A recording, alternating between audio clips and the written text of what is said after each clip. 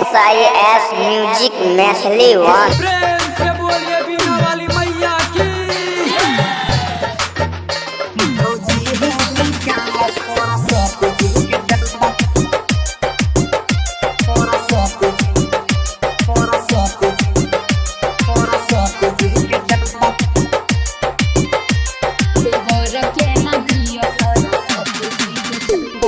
छोरी दा हो खड़बा के कम सब धंधा किए हो रसीद कटला रसीद बोलो ने। छोरी दा हो खड़बा के कम सब धंधा भौजी है बोलो ने। भौजी है निकाला सरस्वती जी के चंदा। भौजी है जल्दी दह सरस्वती जी के चंदा। जल्दी जल्दी निकाला ए नाम लिख ले लागल छै लॉकडाउन काम चले मंदा।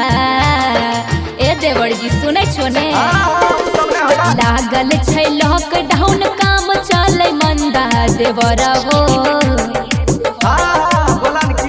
देवर हो के न दियो पूजा के चंदा। देवर के न दियो सरस्वती जी के चंदा। भौजी है जल्दी दह सरस्वती जी के चंदा। जइबे कि ना एने सुने कॉपी लग बोखैत रहै छै।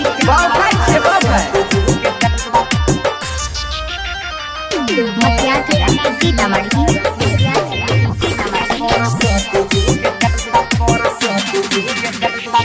पिछलो बार देने री हो 551 नहीं कैल हो बढ़िया से नाच सुर सजावन। तो हर बार ठकै छो समझ लो। ठकै नहीं छे ठकै याद तोरा नहीं छ हमर लागल रहे घाटा।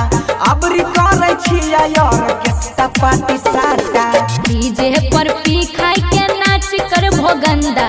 देवर हो सुन ले कान खोल के। देवर हो नहीं दे अब की बार चंदा। देवर हो नहीं दे अब की बार चंदा। सोना भौजी हमर दादा हो पूजा के चंदा। ए रे छोरा तो अपना माइक जल्दी बोला काम को। जल्दी जल्दी पर्ची के पास जल्दी।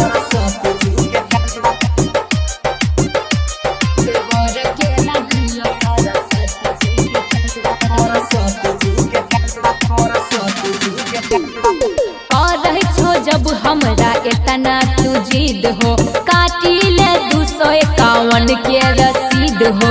200 से कम नहीं चलता है हमर भौजी 500। गइने छिए महंगा वाला पंडाल मूर्ति।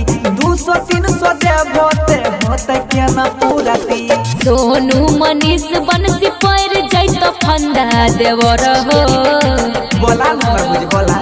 एहो प्रसादी दैले ऐहा लेला पूजा के चंदा। देवर हो लेले है पूजा के चंदा। जिया हमर भौजी देला पूजा के चंदा। जरूर आइयो मेला में अबरी बंसी एक प्रोग्राम छै। शांति रिकॉर्डिंग स्टूडियो राजा जनमानसी।